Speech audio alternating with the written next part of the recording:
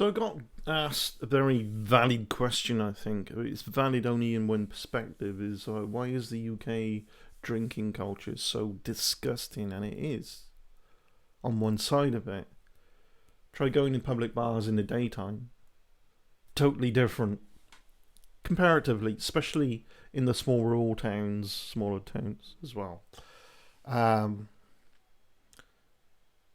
the UK drinking culture at night is a result of very hard working, trying to make ends meet people and struggling to, and they don't really have much entertainment time for entertainment because they're so busy working. It's like, and the weekend comes, hey, it's a weekend, let's go and get drunk, and everyone's kind of, there's a thread of it that they're kind of outdoing each other. Not all of them. There's a subculture of that. There's dates that go out at that time of night as well, but into the quieter public bars in the daytime, you might enjoy a beverage that's alcohol and maybe a few and have a way more intellectual conversation if you can find it among the. This is what I would do if I'm new to the bar, and if it's one of those bars where it's okay to stand at the bar and drink and chat to people or sit, that's allowed in some bars. And I personally would be like, the individual would be quiet, coming in and listening to what people are talking about, and then chip in with the most interesting conversation. Try to look for those the individuals that are most interesting, more obviously, clearly more intelligent than me, and perhaps I can learn something from them. If you're sick and tired, if you're a UK citizen and you're sick and tired of the UK pub culture, go and try and have a pint in the daytime and give it a chance. Do it a couple of times to a few bars, maybe one bar one week and another bar another week, and see who you can get to know. Maybe you make some new friends. And you're going to get some of those who are daytime and nighttime. You're going to get some pubs who is just a bunch of leeches leeching off the government benefit system that in the daytime, unfortunately. But they're always in that one bar. They're always in that one public bar because nobody else will have them. Which is fine. It means you can go elsewhere. There's plenty of bars around. Public bars are meeting places, good social hubs, really good social hubs. Often, more often in the daytime, if you get the right ones, than they would be in the nightlife if the UK citizenship was more honest about how these bars work and don't work. But some level of honesty right across the world seems to diminish when there's money involved. You get enough monetization, money coming your way, get them drinking. But at the same time, because of the nightlife and why it's so disgusting, drunks arguing over simple things and all this, there's restrictions in place. People get banned from public bars a bit too drunk and too unruly and this and that. But I feel like yes, things are better than they up and down really over different years. Is standards have risen and got better, and the standards have dropped, this and that. But the standards where you can find them are very consistent and good standards through the daytime drink. But at the same time as well, there's sports bars.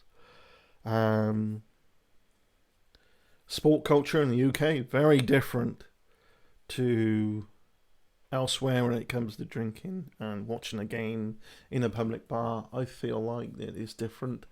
They're also very much the same as well.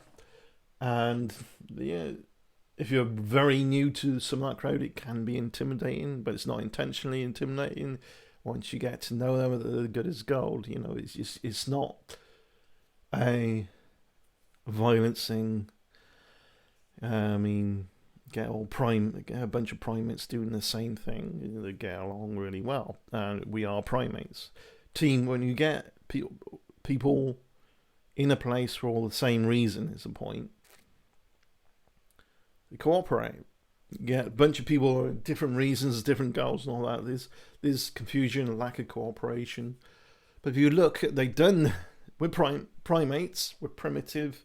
Many times we're emotional first before higher thinking. We're monkeys. I think it was either chimps or something else. They did a test, this thing with 100 of them. Put them all together. They didn't necessarily really know each other too well to start with. They're being looked after anyway. And they formed 4 groups of 25. Yeah, or 2 25s of 50. It wasn't even split down the middle. 4 groups of 25. And we do this a lot. We seclude people from our group for all kinds of reasons all the time, which is fascinating. And there's something else I would talk about in another video is why we do that. It's from our earliest origins, actually, because it was crucial to do that for the survival of the group. Actually, it was kick out one because it's slowing them down. Yeah.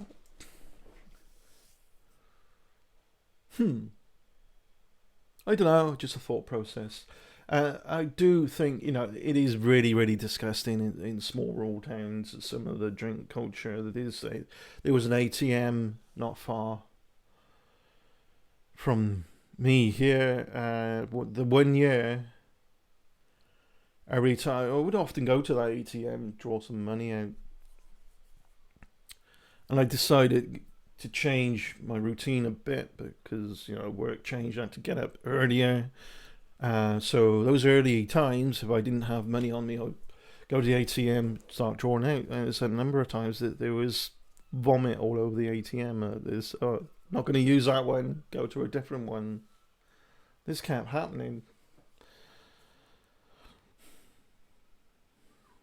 People getting drunk, go get a takeaway, come back and get more drunk. It's really shortens your lifespan. And I think, it's things like this that are splitting the human race into subdivisions in the natural selection. You get different types of human, really. You're going to get if an ET race flew by, you'd probably see different variations to their viewpoint. Oh, short, fat, dumpy ones. Beer belly ones. And the ones that eat all the takeaways. And it just... the athletic ones. You got such a wide range. You got Usain Bolt running over 20 miles an hour, and you got others who could barely walk. And I've known people that went to the same school as me. They look as healthy as I do. Others look like they're 10 to 20 years older than me. Why? It's the drink, the drugs, cigarettes. Just in case anyone thinks the UK is just a soft, easy ride, everything's just fine and easy, and just we got our problems. I go on about America a lot. The UK's got its issues, and I felt like maybe I'll just introduce you to some of that. If you come in visiting the UK, I would love to show you around some monuments, like show you around a cathedral and look at some culture here, and you maybe walk around Hereford City, that's south, that's Midlands, that's West England actually, and fascinating, interesting, steeped in history. My own town, very steeped in history. Show you around certain castles. Great, it'd be interesting, but we do all that in the daytime, and it's all open in the daytime anyway. Public bars typically in the UK don't open until 11 o'clock onwards. There's day shift often, then there's nighttime staff. And depending on the bar and where it is, if it's in the middle of nowhere, not really in the middle of town, out in the countryside somewhere, those are actually not too bad. Actually, those are less vitriolic than you might get drunk here and there. If there is trouble, though, we kind of, sort of, do their own policing. I always much preferred if I was, when I was doing a job where it was just no buzz, I needed the buzz on the weekends. I was a bit more a drinker back then.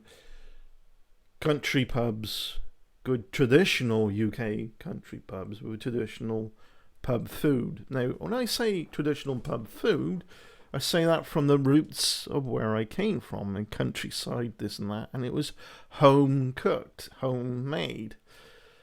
But some people think, oh, typical pub food is all microwaved. But those are typically of the people that come from the bigger cities. So there's the same terms can mean different things, different cultures in the UK as well, like that.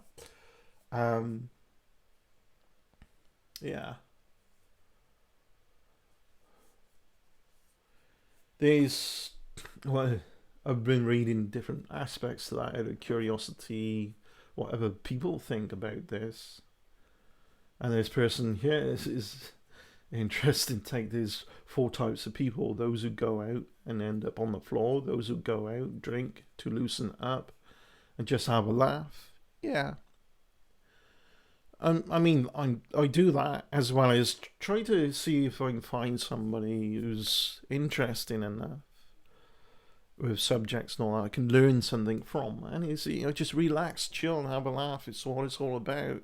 All this seriousness of rules and regulations that we have to live by in your day job. You need to break free from it. That's why you work, so you can have a life.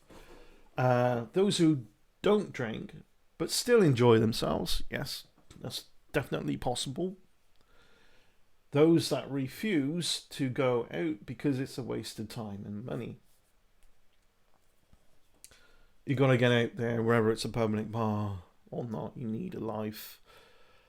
Um, Having a life is not a waste of time. It's integral to your own existence and being human. So I think so. There's four types of people: those who go out end up on the floor, those who go out to loosen up a little and have a laugh, those who drink, those who don't drink still enjoy themselves. That ended up on the floor doesn't always happen at the bar. They get home, it's like, can't even get in bed. Some crap I went through, I would get home and the whole room would be spinning. Not from drugs, but from the drink. Not healthy at all. But this was in my 20s, early 20s. Not that's an excuse. It's a side effect. People are products of their environment, and I think even now that needs to be looked into seriously. Why people are doing this? It's the same as any addiction, they're technology addictions. People are addicted to social media or whatever. Social media is just like opening the drinking cabinet, or even say how old he is, drugs, and telling underage people to go have at it. It's yours. It's equivalent of that to some degree, I think, because of the damage it's done. But now we're beginning to wise up about that. Isn't it about time we instead of all this drink aware stuff, and you're saying you should be drink aware? I feel like some more needs to be done. Exactly what, I'm not really sure. What should be done? Of course, there's an age limit and this and that. All these different things. There's rules and regulation. But still, really bad things still happen. Like kids waiting on a corner, you're walking by a particular shop. Can you go to the shop? No, fuck off, you're underage. You're underage. You're asking me to go to the shop to buy something for you because I'm of age. No. What if there's cameras watching anyway? I mean, it's law, we shouldn't be doing it anyway. And what if it's Just leave me alone, especially after a day's work. I had that a number of times. So much so, it was on my route from work, and a kid approached me. "Excuse me," I went, "No, I'm not going to shop for you. You're not old enough." And he carried on walking. I just hear in the background the conversation. "You already told me." Yeah, already told you. So it was ever since that. Of course, egotistically, I like to think that I was the one who ended that group. It was all different groups, but they were grouped there. One group would tell another, I suspect. It's like, stand by there and people going by and you can get booze and stuff from the shop here. Just imagine it. And it's like kids being kids, they're always trying. If something's restricted, they're trying to get away to have it, right? And teenagers are just extremely foolish, and it's part of being a teenager, I guess. And but ever since that day, I'd never seen them there. I mean, maybe it was the last straw. And he must have told other groups, because they didn't bother either. We'll see what happens this spring and summer. I mean, it didn't happen last year either, so I feel like they might be back though this spring and summer. We'll see. I walk by, I'll do exactly the same thing. I know how it works, so excuse me, no. You can tell immediately what they're going to be asking all this. Regardless, it's always the same spot. And I see such vitriolic crap in my life over nonsense and confusion from alcohol. Alcohol is a Class A drug. It should be classed as a Class A drug. I'm just reading this forum, a co.uk forum, a student room. Student culture is not only the drink and other things in the UK, they're like their own subculture, but again, a lot of student culture is teenagers. The more mature students have been there and done it. They form their own niche as well. I know a mature student is 30-year-old studying physics and probably well on their way to getting something. I don't know what, the PhD or something or other. Very intelligent and fascinating to talk to. But they would form their own group, university people and all this. Somebody says here, I was talking to a friend the other day about how her night out was, as I didn't see her much that night. Anyway, she said, it was absolutely amazing. I ended up on my friend's floor naked, throwing up and being looked after by my mate. And there is the problem. I've heard people. This is cognitive dissonance at play. I can't remember much. Must have had a good time because I can't remember. Huh? If you're in a place and you're drinking to enjoy the place, then you shouldn't be in the place because you don't enjoy it anyway, and you're poisoning your body a little bit more just to enjoy a place. Don't get me wrong. I do like a pint, and I still drink now. I did an experiment with staying off a drink a little bit in terms of health, this and that. Certainly cut down to be healthier anyway, and 2 or 3 pints maximum per week. And those are drunk over a span of 5, maybe more hours. And friends I see in a particular bar, that's okay. These aren't strong drinks either. Although last week I did have some strong ciders, and it did inebriate me a bit. And I thought, this is enough. I need to get home. So sensible about it, and you need to be sensible about it. Alcoholism will creep up on you, where and you'll get the ability, what feels like ability to you to drink more and not have an effect. Getting desensitized in one way doesn't mean you're desensitized in other ways and there's still damage being done. Keep it down to a minimal level.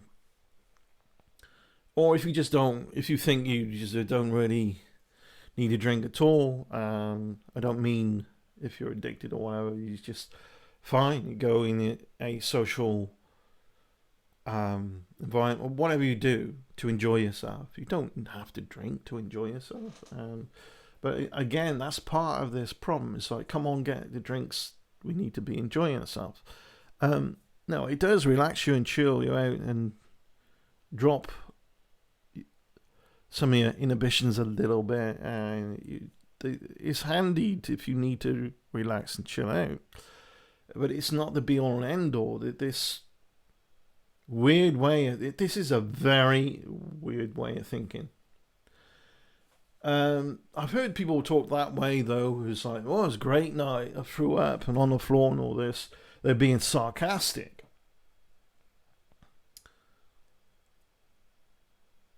But that doesn't sound like a great night to me. Yeah. It's not a great night. And people are still doing it. It's like, and they joke, and it's joke about being so smashed. And I was hammered, and it's like it's an achievement. This is a problem. It's not an achievement. But I know there's ways of thinking. Well, call me a party pooper for saying this. And if they get to know me, they know I like a drink now and then as well. To chill out and enjoy myself. If I get a bit inebriated along the way, I'll sort of slow down a bit while I'm there. This and that. Find my balance. But the different types of drinking culture, even today, is like, come on, get it down you. We're going to this other bar in a bit, have the pub crawl. It's going to be great. And I'm like, work stews were like that when I did factory work. My last straw of that was it was a works party, Christmas works party. I said, who bought this pint of cider? Well, you did. I said, yeah, I did. That's my hard-earned money to enjoy it the way I want to enjoy it. Been having a good time. We've all had a good time. If you want to move on to the next pub, go. Don't tell me to get this down me at the speed that you want to drink it. I'm enjoying it. And I've had a lovely chat with the staff here as well. They're interested. I'll catch you up. I'm enjoying myself. Yeah, they don't get it. The quietest person in the room is often the most intelligent, I think. And once you get so annoyed with that kind of vitriolic crowd, that noisy crowd, getting drunk, it's probably because you're far more intelligent, sensible than the rest of the crowd. You're not. There's nothing wrong with you. Move on. And evolve. Yeah. Thanks for watching. Take care. I look forward to doing another video soon. So there's my gripe about some aspects of UK culture, drinking culture here and there. And the Spanish hate the British. Why? Because the ones that go out there, the younger crowd that go out there, all go get smashed and drunk on the week. They go out, have these trips out. We're not all like it. If you're Spanish and you think we're all like that, please understand we're a very complicated different culture with our subcultures, and even those cultures have got subcultures as well as being multicultural from the influence of other countries as well. And we're not just a bunch of yobs that go over your country and get smashed, but I can't blame them for thinking that way. I think it's changed now. We go back some years ago.